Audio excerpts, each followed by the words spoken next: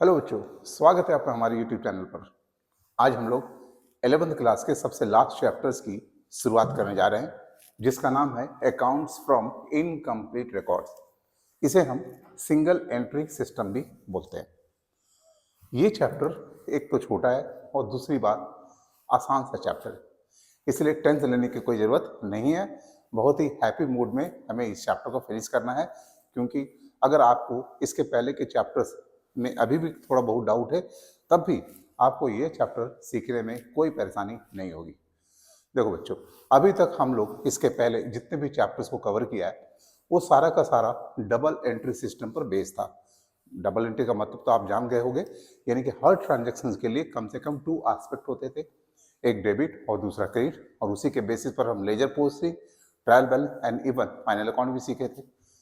लेकिन ऐसे बिजनेस जो कि डबल एंट्री सिस्टम को मेंटेन करता है, उसको एक स्पेशलाइज स्किल्ड पर्सन की जरूरत होती है। उसी स्किल्ड पर्सन को हायर करना पड़ता है। 1, 2, 3 जैसा भी साइज ऑफ द बिजनेस है उस पर डिपेंड करना होता है, यानी उसको मेंटेन करने के लिए कुछ खर्च करने पड़ते हैं। लेकिन कुछ ऐसे बिजनेसेस होते हैं जहाँ की छोटे लेवल पर काम करते हैं और वो इस तरह के स्किल्ड पर्सन को हायर नहीं कर पाते, उतना अफोर्ड नहीं कर पाते हैं। तो ऐसे बिजनेसमैन डबल एंट्री सिस्टम नहीं मेंटेन करते हैं, तो फिर वो क्या करते हैं? तो फिर सिंगल एंट्री सिस्टम मेंटेन करते हैं। सिंगल एंट्री सिस्टम होता क्या है?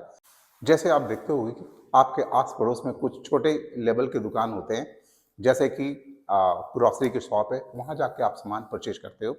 अगर आप उसे पैसे देते हो और बदले में पैसे गुड्स लेते हो, तो वो देखे होगे कि आपके जो अंकल हैं, शॉपकीपर जो हैं, वो कहीं भी उसकी रिकॉर्डिंग नहीं करते हैं। लेकिन जब आप सामान को उनसे परचेज करते हो और उधार बेसिस पर, क्रेडिट बेसिस पर, तो आपका नाम वो जरूर रजिस्टर में लिखते हैं। यानी वो पहले वाले केस में तो कोई एंट्री नहीं किए, अभी वाले केस में उसने सिर्फ आपका नाम लिखा, यानी कि डबल एंट्री नहीं मेंटेन किया, सिर्फ आपका नाम मेंटेन किया, सिंगल एंट्री सिस्टम। तो ऐसे बिजनेसमैन जो कि कंप्लीट रिकॉर्ड्स नहीं मेंटेन करते हैं, वो एक बात की जरूर रिकॉर्ड रखते हैं कि उसने कितने लोगों को उधार में सामान दिया है और कहां से उसने उधार में सामान लिया है। यानी वो पर्सनल अकाउंट, सारे पर्सनल अकाउंट मेंटेन करते हैं जिसके साथ लेना देना है। लेकिन रियल अकाउंट और नॉमिनल अकाउंट के लिए वो कोई भी रिकॉर्डिंग नहीं मेंटेन करते हैं। इसका मतलब है वो कंप्लीट रिकॉर्ड उनके पास नहीं होता है, और कहीं कहीं वो एंट्री रिकॉर्ड करते भी नहीं है, कहीं वो डबल एंट्री कर भी देते हैं और कहीं सिंगल एंट्री करते हैं। इसलिए सिंगल एंट्री सिस्टम के नाम से ये जाना जाता है। ऐसा नहीं है कि सारे ट्रांजेक्शन के लिए सिंगल एंट्री किया जाता है, ऐसा नहीं है। सिंगल एंट्री समटाइम्स ही मेंटेन्स। नाउ अब बात समझते हैं कि ऐसे बिजनेसमैन को अपने बिजनेस के बारे में प्रॉफिट और लॉस की जानकारी कैसे होगी, कैसे समझेंगे। मान लिया जाए कि आपके जो है, पहले हम उसको समझने से पहले एक एग्जांपल की बात करते हैं। चलो मान लिया जाए ऐसे बिजनेस को अगर जानना होगा कि हमें प्रॉफिट और लॉस क्या हो रहा है, तो उसके लिए कॉन्सेप्ट की जो बात हम करने जा रहे हैं। सपोज कोई बिजनेस स्टार्ट हुआ है कैपिटल से, ओपनिंग कैपिटल उसने लगाया है सपोज 1,00,000 रुपीज, राइट। उसके बाद में स्टार्टिंग में तो उसने 1,00,000 का इंट्रोडक्शन कर दिया, बीच में उससे फील हुआ कि नहीं और कैपिटल की जरूरत है, तो उसने बाद में फिर से कैपिटल इंट्रोड्यूस किया 50,000 का, तो उसके कैपिटल बढ़ के हो गए 1,50,000। यानी जो भी एडिशनल कैपिटल उसने लगाया, एडिशनल को हम शॉर्ट में लिखे, उसके वजह से उनकी कैपिटल जो है वो बढ़ गई। पूरे ईयर में अगर उसने 30,000 का ड्राइंग्स कर लिया, ऐसा भी होता है ना कि अपने पर्पस के लिए उसने कुछ सामान या कैश बिजनेस से ड्रॉ किया है, तो उसके वजह से उसके कैपिटल घट के हो जाते हैं 1,20,000। अब पूरे ईयर वो काम करते हैं और प्रॉफिट उसे होता है सपोज 80,000 का, तो ईयर के एंड में ही फाइंड्स कि उसके कैपिटल जो है हो गए हैं 2,00,000, ये हो गए हैं। This is called what? Closing capital. तो पहले तो हम इस कॉन्सेप्ट को समझ लेते हैं, उसके बाद बात करते हैं कि अगर कोई भी बिजनेस के पास ये इंफॉर्मेशन है, ये इंफॉर्मेशन है, ये इंफॉर्मेशन है और ये इंफॉर्मेशन है, और आपसे बोला जाए कि आप उसकी प्रॉफिट को बताओ, तो क्या आप बता सकते हो? बिल्कुल बता सकते हो। इसके लिए कुछ फॉर्मेट दिया हुआ है आपके बुक में, उस फॉर्मेट को अंडरस्टैंड करने के लिए फिलहाल हम इसकी बात करेंगे। आपने जो स्टेप देखा क्लोजिंग कैपिटल फाइंड करने के लिए क्या क्या करना पड़ा हमें, हमें ये सब चीज करनी पड़ी, जैसे ओपनिंग कैपिटल में हमने ऐड कर दिया एडिशनल कैपिटल, उसके बाद हमने माइनस किया ड्राइंग्स, हमने प्लस किया profit, then we find closing capital. ये हमने मिला, ये जो चीज है इसको हम इक्वेशन में डाल दिए। अब आपके क्वेश्चंस में ये दिया हुआ है, ये दिया हुआ है, ये दिया हुआ है और ये दिया हुआ है, and you have to find this. तो आप इक्वेशन में आप कर सकते हो ऐसा ना कि आप प्रॉफिट को इधर रखो और इक्वेशन के उधर वाली जो भाग है उसे इस तरह से लिखो क्लोजिंग कैपिटल, और जो चीजें इधर है उसे इक्वल के उस साइड ले जाओगे तो माइनस हम उधर जाके प्लस हो जाएगा ड्राइंग्स,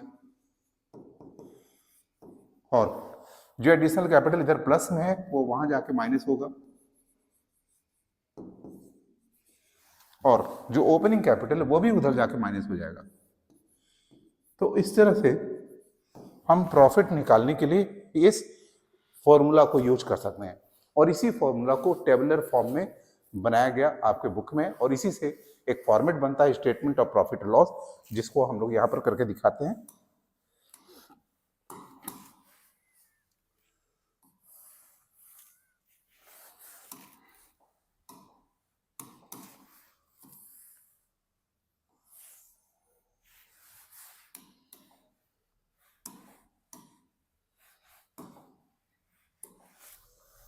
सबसे पहले स्टेटमेंट ऑफ प्रॉफिट और लॉस इस तरह से हम लोग बनाते हैं। ये बुक में आपको फॉर्मूला दिया हुआ है, और on the basis of this हम प्रॉफिट निकालने का काम करते हैं। क्या है प्रॉफिट निकालने के लिए क्लोजिंग कैपिटल को सबसे पहले लिखना है हमें,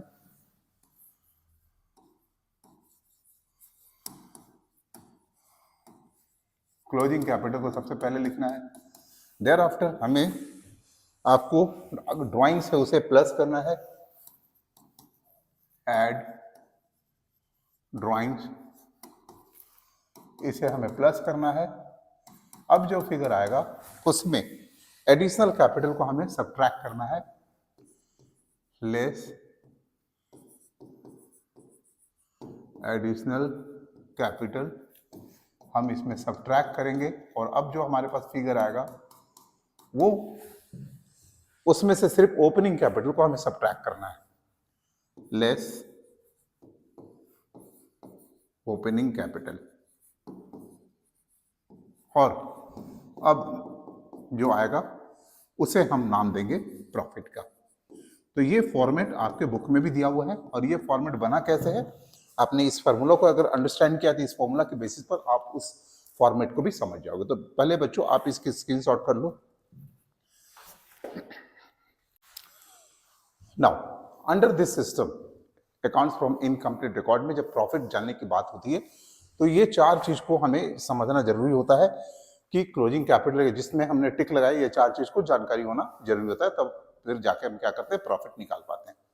अब मान लिया जाए आपके पड़ोस वाले अंकल जो शॉपकीपर है, उसे मालूम है कि आप एक अकाउंटेंट हो, और आपसे वो अप्रोच करते हैं कि बेटा हमारा बिजनेस है, हमें लिखना पढ़ना तो आता नहीं है और हम अकाउंटिंग को अफोर्ड नहीं कर सकते हैं, तो हम कैसे प्रॉफिट निकालें, आपसे बोला जाता है। क्योंकि तुम अकाउंट्स के स्टूडेंट हो तो तुमको मालूम होना चाहिए, तो तुम बोलोगे कि हाँ अंकल बिल्कुल हम लोग प्रॉफिट निकाल सकते हैं। बड़ा सिंपल सा तरीका है अंकल कि मुझे आप बता दीजिए कि आपके बिजनेस का इस साल का ओपनिंग कैपिटल क्या है, क्लोजिंग कैपिटल क्या है, और अगर आपने एडिशनल कैपिटल लगाया है तो वो कितना का है। अच्छा, ये एडिशनल कैपिटल लगाया भी जा सकता है और नहीं भी लगाया जा सकता है। ड्राइंग्स क्या आपने बिजनेस में से किया है या नहीं भी किया है। तो अगर ये चार इंफॉर्मेशन आप हमको दे दोगे तो हम on the basis of that आपको प्रॉफिट बता देंगे। बिल्कुल सिंपल सा बात है। अब आपको शॉपकीपर अंकल बोलते हैं कि बेटा कितने पैसे मैंने बीच में लगाए हैं एडिशनल वो तो मालूम है, हम कितने पैसे बाजार व्यापार से निकाले वो भी मालूम है, ये कैपिटल कैसे जानेंगे। कैपिटल तो मैंने 5 साल 10 साल पहले स्टार्ट किया था बिजनेस को, हमने तो कोई अकाउंट मेंटेन ही नहीं किया, तो आज की तारीख में इसकी कैपिटल क्या है मुझे क्या मालूम। तो अगर तुम्हारे पास कोई सजेशंस है कैपिटल निकालने के तो बताओ। तो तो again you will say okay uncle, वो भी हम लोग देख लेंगे। आप जो भी ईयर मेंटेन कर रहे हो, चाहे फाइनेंशियल ईयर या कैलेंडर ईयर, हम एंड डेट में आएंगे और आपको कैपिटल का कैलकुलेशन करके बताएंगे।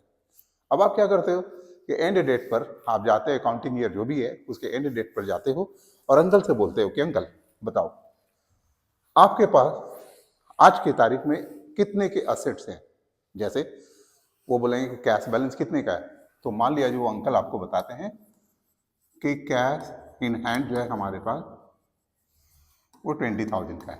ओके, नाउ यू लास्ट कि आप बताइए कि आपके पास बैंक में बिजनेस का जो अकाउंट है उसमें कितने पैसे हैं। तो अंकल आपको बताएंगे बिजनेस बैंक में भी मेरे पास 30,000 है। नाउ उसके बाद आप कहोगे कि आपने कितने लोगों को उधार दिया है, उसके तो लिस्ट होंगे। अब आप बताओ बच्चों, लिस्ट तो आपके पास उस शॉपकीपर के पास तो होना ही चाहिए कि कितने लोगों से उसे पैसे लेने हैं।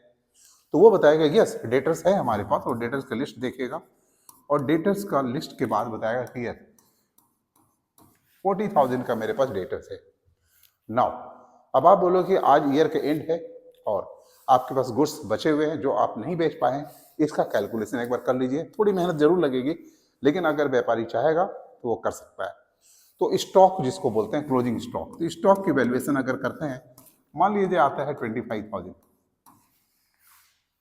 अब आपका आंसर होगा, क्वेश्चंस होगा कि अंकल जी ये बताइए कि इसके अलावा आपके पास क्या क्या असेट है जो बिजनेस में यूज हो रहा है। तब बोलेंगे कि देखो फर्नीचर है हमारे पास, फर्नीचर है हमारे पास 15,000 के, ठीक है, और कम से कम कंप्यूटर मशीनरी ये सब मिला के हमारे पास लगभग 1,50,000 का सामान है, ठीक है।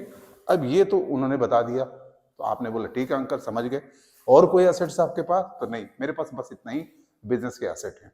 बोले ओके नो प्रॉब्लम। अब आप अंकल को बताओगे कि देखिए अंकल आपके पास टोटल असेट्स एंड प्रॉपर्टीज कितने हैं।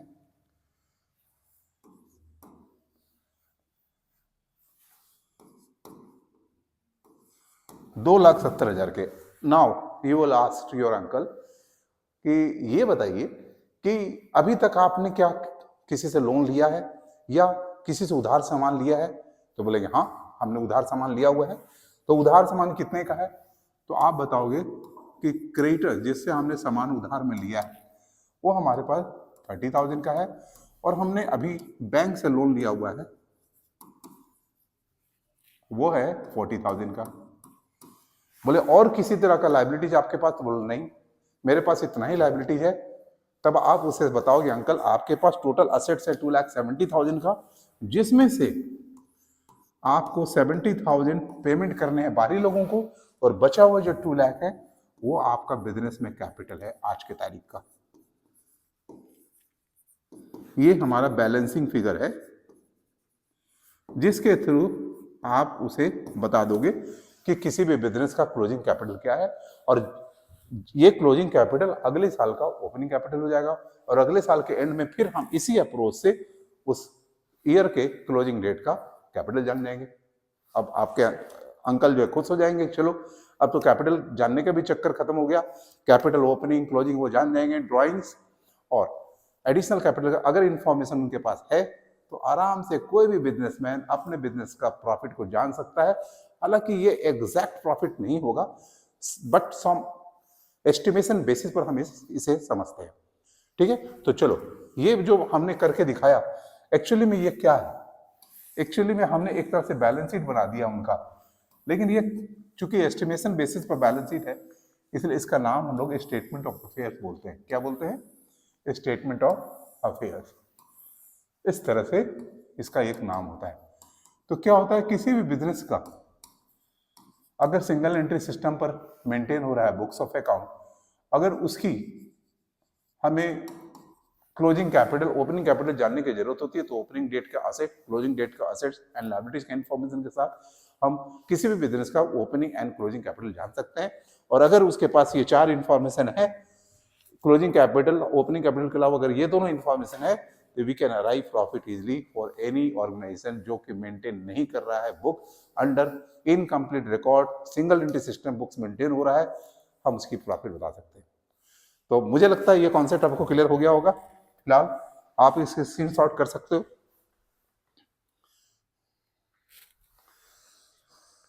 ना आज की क्लास में बच्चों एक दो क्वेश्चंस को जस्ट एग्जांपल के तौर पर हम बताना चाहेंगे आपको।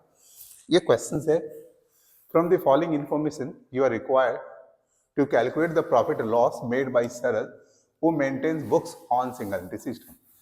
और ये चार इंफॉर्मेशन है, जिसमें ये जो इंफॉर्मेशन है कैपिटल का, ये क्लोजिंग डेट का और ये ओपनिंग डेट का है। तो हमें क्लोजिंग कैपिटल को 75,000 को सबसे पहले लिखना होता है, अभी आपने फॉर्मेट देखा। फिर हमने क्या किया, ड्राइंग्स जो है उसे ऐड किया, ये ड्राइंग्स का अमाउंट है, इसे ऐड किया गया है।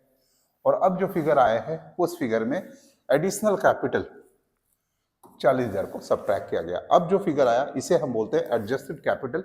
एडजस्टेड कैपिटल का मतलब कि इसमें सिर्फ ओपनिंग कैपिटल और प्रॉफिट अब बचते हैं।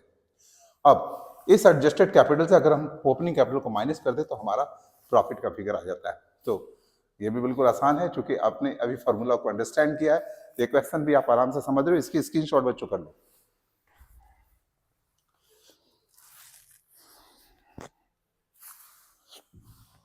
ना आज की क्लास में हम एक और क्वेश्चंस को हाईलाइट करेंगे, ठीक है। देख यहां पर ये क्वेश्चंस है, इस क्वेश्चंस में कैपिटल ओपनिंग डेट का है, क्लोजिंग डेट का है, ड्राइंग्स है। तो ड्राइंग्स यहाँ पर, ड्राइंग्स यहाँ भी है, ड्राइंग्स यहाँ भी है। तो दो बार ड्राइंग्स है, दोनों ड्राइंग्स को एक साथ कंसीडर करेंगे। कैपिटल इंट्रोडक्शंस यहाँ भी है, और फिर यहाँ लिखा also capital introduce by selling personal investment of ₹10,000 at 20% gain. यानी अपना पर्सनल इन्वेस्टमेंट जो 10,000 का था उसे 20% प्रॉफिट पर बेच दिया गया, और ये पैसा को बिजनेस में इंट्रोड्यूस किया गया। This is also additional capital. तो एडिशनल कैपिटल हमारे पास दो हो गए, एक ये हो गए और दूसरा ये हो गए। तो चलो on the basis of these information हमें प्रॉफिट और लॉस निकालना है करंट का। तो चलो बच्चों इसे करके दिखाते हैं। सबसे पहले हमें लिखना है closing capital, and closing capital का अमाउंट है 2,25,000।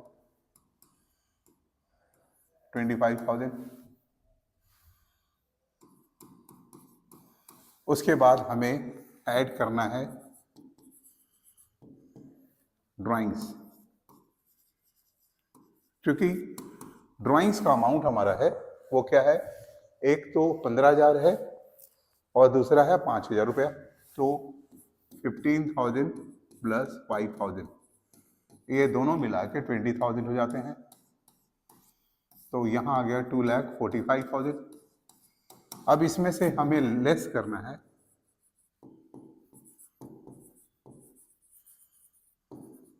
एडिशनल कैपिटल, और ये अमाउंट आता है आपको दो जगह लिखा हुआ है। ये एडिशनल कैपिटल है, एक 27,500 और दूसरा यहाँ पर है 12,000। ये मिला के 39,500 आता है। इसे हमें लेस करना है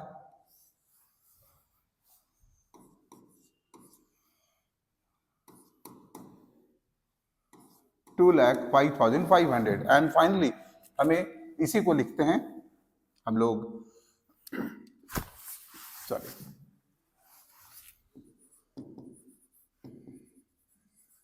एडजस्टेड कैपिटल, जो कि अभी हमने पहले वाले एग्जांपल में करके दिखाया है। अब बारी आती है हमें इसमें से लेस करने की, ओपनिंग कैपिटल।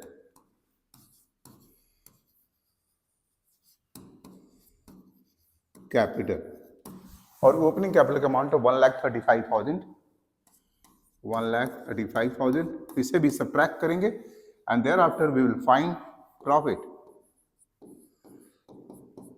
चलो 70,500। तो इस तरह से ये प्रॉफिट हम लोग निकाल लेते हैं। तो मैंने शुरुआत में कहा था इस चैप्टर के बारे में कि बिल्कुल आसान से चैप्टर है, और बच्चों आपको ये अप्रोच से बिल्कुल आसान लग भी रहा होगा। तो बिल्कुल अच्छे अच्छे मूड में आप कॉपी पेन के साथ हमारे ये पूरा वीडियो को वापस देखना और बनाने की कोशिश करना, आपको बिल्कुल समझ में आएगा। अगले वीडियो में आएंगे कुछ क्वेश्चन थोड़े बहुत कॉम्प्लिकेशन के साथ। ज्यादा कॉम्प्लिकेशन इसमें नहीं है, क्योंकि इससे पहले वाले चैप्टर्स में आपने बहुत ही कॉम्प्लिकेटेड थिंग्स को सीख रखा है। तो ये चैप्टर आपके लिए आसान होगा। फिलहाल इसके स्क्रीनशॉट कर लो। तो बच्चों चलो, आज के लिए सिर्फ इतना ही। हम लोग फिर से अगले वीडियो में आएंगे और इससे रिलेटेड बहुत सारी बातें हम लोग करेंगे इस चैप्टर से रिलेटेड। हमारा वीडियो आपको अच्छा लगता हो तो प्लीज इसे लाइक करें, हमारे चैनल को सब्सक्राइब करें एंड दोस्तों में तो शेयर करना बिल्कुल भी नहीं भूलें। मिलते हैं अगले वीडियो में। Till then take care and bye bye.